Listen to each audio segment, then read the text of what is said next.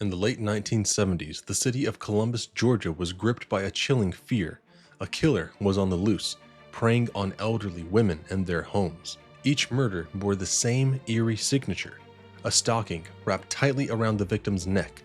The killer's terrifying spree seemed unstoppable, with the media dubbing him the Stocking Strangler. As the death toll rose, the police and the community found themselves in a race against time, desperate to catch the man responsible for these brutal, senseless murders. The investigation centered on one suspect, Carlton Gary, a man with a long history of criminal activity. Gary's pattern of violence escalated rapidly, and his attacks were as unpredictable as they were terrifying.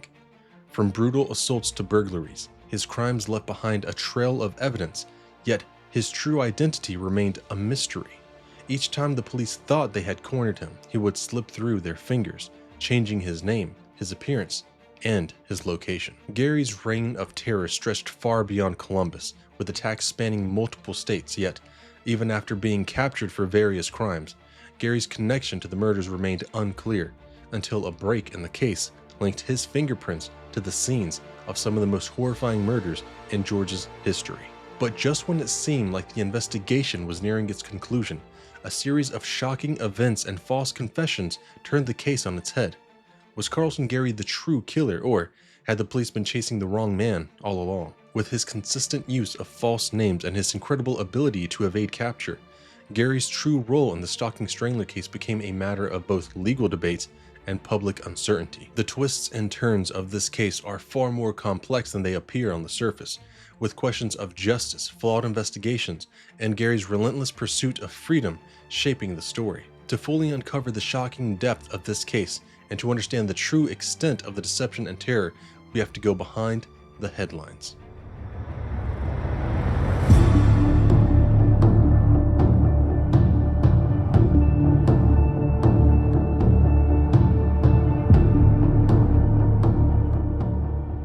Carlton Gary's troubles began when he was a mere child. It was tumultuous to say the least. He himself said, "I don't have any parents." While biologically this is impossible, it says a lot about his upbringing and his view of his absent parents. Carlton Gary was born September 24th, 1950, in Columbus, Georgia. His mother was constantly struggling financially, and his father claimed no responsibility for him, abandoning him before he was even born. However, when Gary was a mere 12 years old, he did meet his father. It was only that one time though, and little to no information is available about what may have occurred during Carlton's first and last interaction with his biological father. Given the lack of fatherhood and his mother's responsibility to keep their family afloat, he was constantly left with his aunt on his dad's side, Lillian Nesbitt, or with his great aunt on his mom's side, Alma Williams. Both of these women held down jobs as well as caring for Carlton most of the time. They both worked as housekeepers for wealthy white women. It's suspected that seeing his two aunts work for older, wealthier white women could be what influenced his atrocities later on in life, but is not confirmed. Interestingly enough, Carlton scored extremely well in his IQ test, proving that he was quite intelligent, but it's suspected that he suffered brain damage from extreme malnourishment due to his mother's lack of stable income. He was often spotted rummaging through garbage cans in order to find food. It's quite devastating the trials he faced before he was even a teenager. He was also known to run away quite frequently. When he was still just a child, 8 years old, his biological mom's brother received a call from a military police officer at Fort Lee, Virginia, informing him that a child wished to speak with him. When Carlton was put on the phone to speak to his uncle, this is what he said: "Unc, it's Gary. Come get me." It was never discovered how he got all the way to Virginia on his own, but the lack of supervision or parental care was extremely evident and utterly gut-wrenching. When Carlton got into his teenage years, he became quite the menace. Due to his mother's instability, they were constantly relocating, mostly between Columbus and various places in Florida. When Carlton was only 16, he traveled to Fort Myers, Florida in search of his mother. He went to their residence, but she was nowhere to be found. Shortly after, he learned that his mother was in Gainesville, Florida, and he followed her there. Gainesville is where his reign of terror begins. He spent his teen years breaking into cars, and he garnered his first arrest for firebombing a grocery store. It's believed he committed this crime because the shop owner had pressed charges against his mom for writing a bad check. It's important to note that the shop owner was a white man, which may have further motivated Carlton. Moving into his late teens, Carlton became quite the ladies' man. He was described as conventionally attractive, and he met a woman he fell head over heels for, named Sheila. Unfortunately, Carlton was arrested again shortly after he and Sheila had tied the knot, but Carlton, being the slippery man he is, he escaped custody and fled to Connecticut. Not willing to leave his new bride behind, he informed Sheila of his relocation, and she followed him to Connecticut. However, the new couple's time in Connecticut was not long-lived. He was arrested again for assaulting a police officer, and shortly after he was released, he fled to Albany, New York. Carlton's time in New York was promising, perhaps a fresh start for Carlton.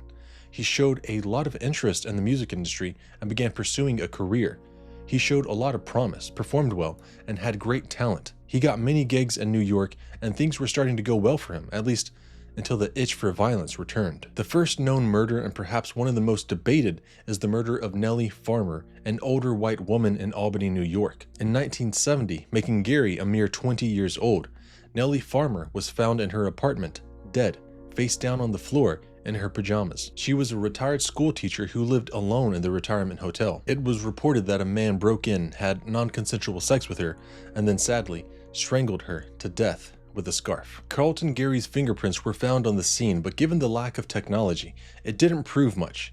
Gary was questioned, but he told police his name was Carl Michaels, and police took this as fact without question.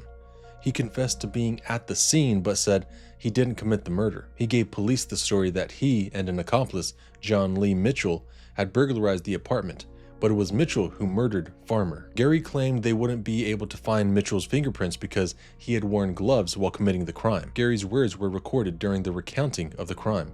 He said, "While walking down the hallway, John put on his rubber gloves. He told me not to worry about my fingerprints, as I had no record and they couldn't be traced. He came to this hotel room door. John went in first, and I followed him. John turned to me and said, 'Check out the bathroom.'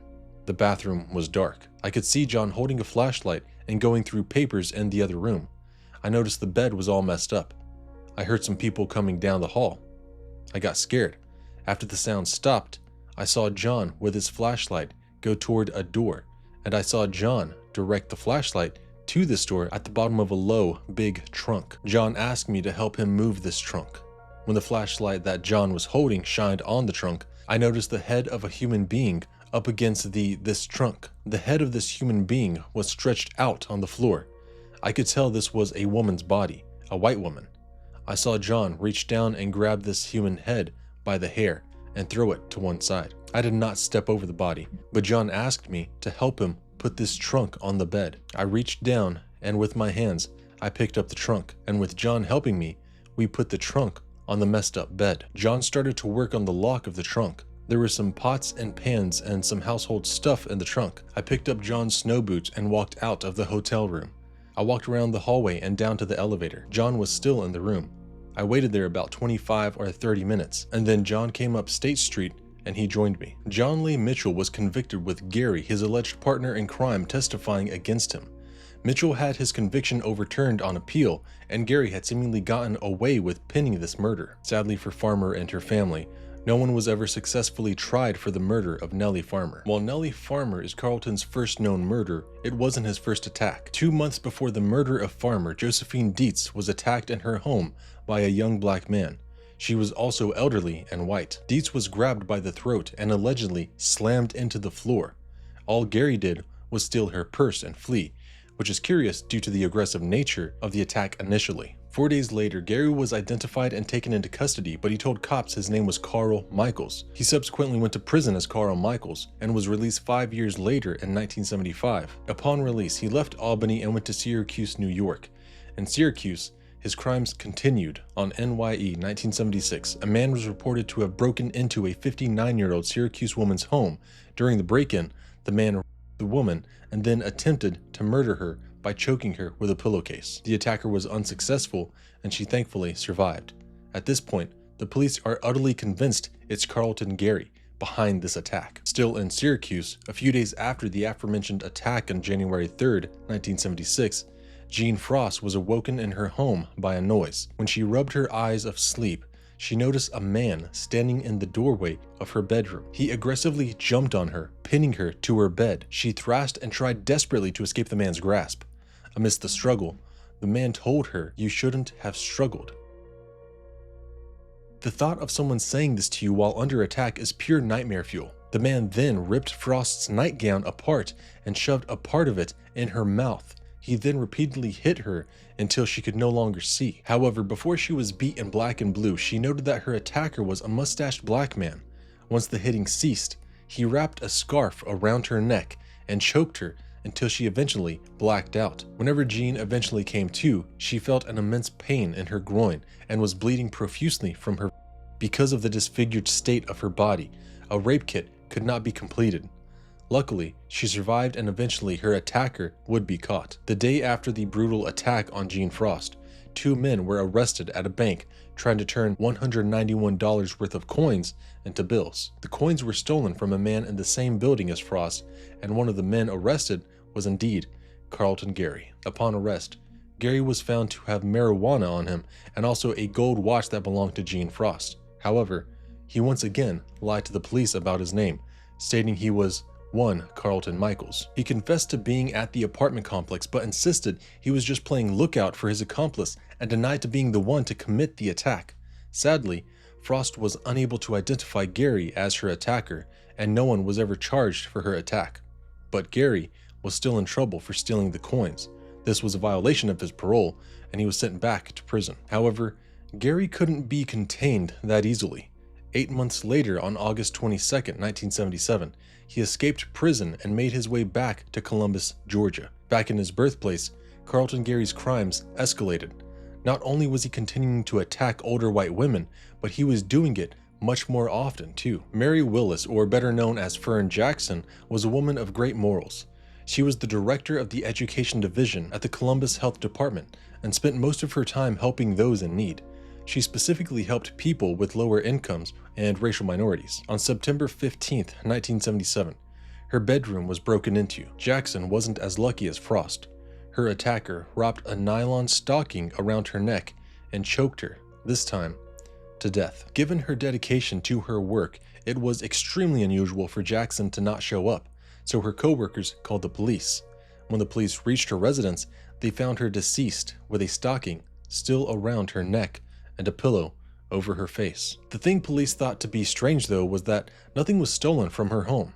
Detective Ronald Lynn said regarding the curious lack of theft, the only real sign that anything had been gone through was an open dresser drawer. We found it peculiar because there was a blank envelope containing money in the drawer that he would had to have seen. While evidence was thin, a hair was found on the scene, and the texture pointed to a black attacker. However, the police didn't want to make assumptions about the black community and decided to keep this information quiet. Following the news of Fern Jackson, the community began to get worried. Jean Dimmenstein, a 70-year-old woman, was often seen out and about with her friends and family. She had been very vocally concerned about the dangers surfacing in Columbus, and unfortunately, her worries came to fruition. On September 25, 1977, the killer broke into her home. He reportedly punched her, defiled her body, and then strangled her to death with a nylon stocking. Another murder sent Columbus into a full-blown panic. People began purchasing and adding extra deadbolts to their doors. Many women also invested in guns, and the police were protecting the homes of older white women through stakeouts. The police then thought back to a crime committed earlier the same year. Jerome Levis was arrested for raping 55-year-old Beatrice Breyer and beating her, unfortunately, to death. However, Levis and Breyer had been in a committed relationship and didn't live in Columbus. Police disregarded these facts and decided to announce Levis as an official suspect in the Stocking Strangler case. While under investigation, Levis confessed to the murders of Jackson and Dimmenstein. Residents were relieved. They thought that the nightmare was over and the killer was behind bars, but nothing is ever that simple. Florence Scheibel's home was broken into in broad daylight. She was said to have been forced onto the bed and punched in the face. The attacker then, like all the other women, took advantage of her body in the most disgusting way. All of this 10 days before what would have been her 90th birthday. After committing all these heinous acts, he committed arguably the worst one. He wrapped a nylon stock around her throat and choked her to death. This attack confirmed that the police simply had the wrong guy. Levis had the most reliable alibi. He's in jail, so it couldn't have been him. It was later determined that Levis was just one of those guys that would confess to just about anything. He confessed to the assassinations of President John F. Kennedy and William McKinley. McKinley being in 1901. He also confessed to a kidnapping case that took place in 1932. Levis being sort of off the hook, the manhunt for Carlton Gary continued, and so did the murders. Both Kathleen Woodruff and Martha Thurmond both fell victim to the absurdly horrifying crimes of the Stocking Strangler, and Gary probably felt quite accomplished. He got messy.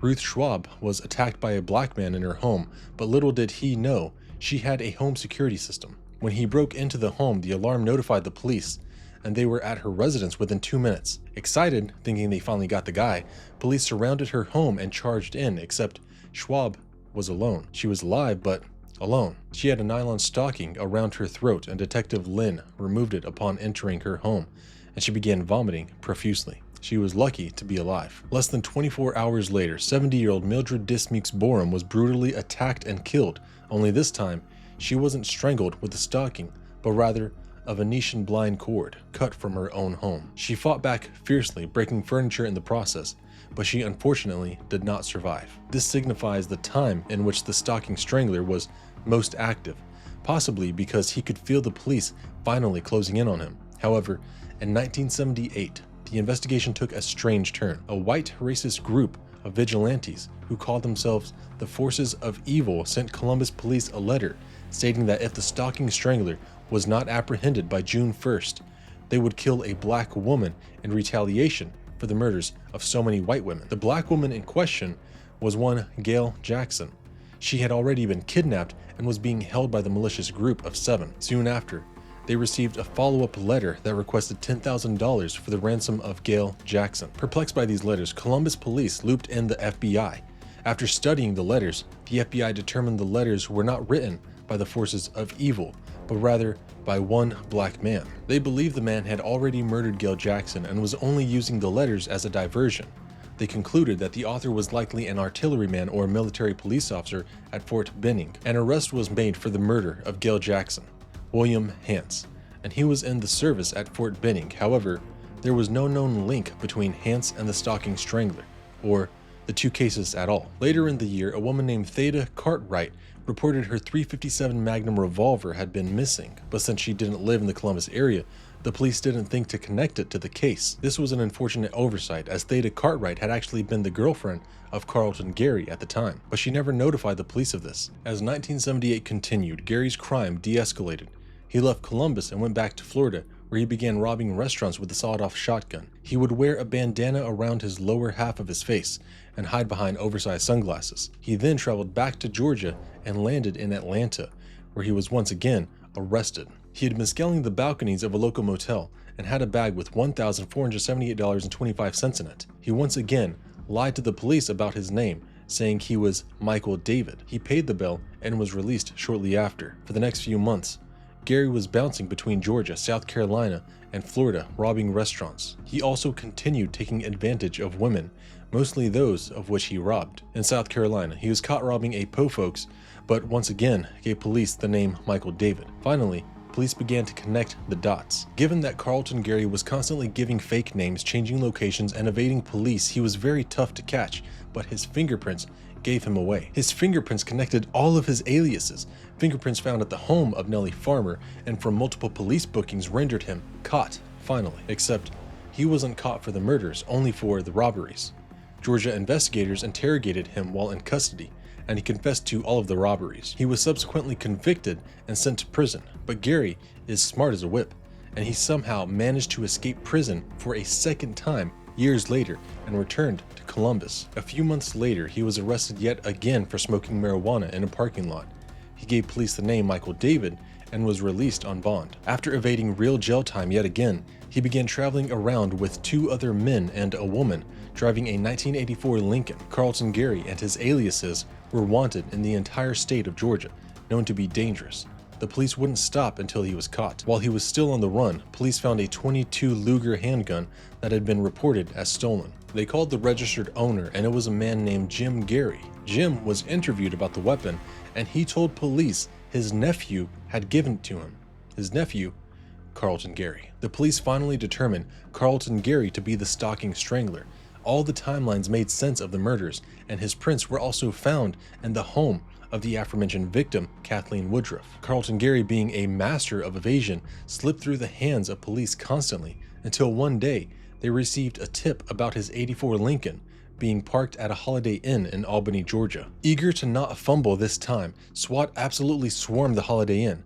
Gary had been in the hotel room with a woman. Unbeknownst to him, a swarm was waiting for him. The woman had left the room to go to the ice machine, and police approached her, explaining the situation, and she agreed to cooperate. So after getting ice, the woman returned to the room and knocked on the door, awaiting Gary to let her back in. But when he opened the door, he was greeted by the SWAT team. Gary attempted to shut the hotel room door but couldn't hold it against the SWAT team, and so he was apprehended, finally. In 1986, 9 years after his last confirmed murder, Carlton Gary stood trial in Muskogee County, Georgia, for a series of heinous crimes that had terrorized the Columbus community between 1977 and 1978.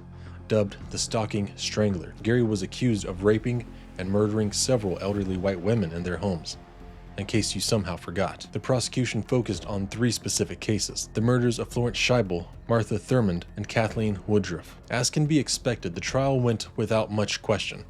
During the trial, the prosecution presented compelling evidence linking Gary to the crimes. This included fingerprint matches from the crime scenes and Gary's own admissions of being present at the victims' homes, though he claimed another individual committed the murders. The defense argued that Gary's confessions were coerced and that he was merely a burglar, not a murderer. After deliberation for only 1 hour, the jury found Gary guilty on all counts. He was subsequently sentenced to death for each of the 3 murders. This swift verdict underscored the community's desire for justice after enduring months of fear and uncertainty. In the years following his conviction, Gary's case saw numerous appeals and legal challenges. His defense team presented new evidence, including DNA testing and questions about the handling of forensic materials, aiming to exonerate him. Despite these efforts, the courts consistently upheld the original verdict of execution. After spending a whopping 32 years on death row, he was executed in Georgia on March 15, 2018.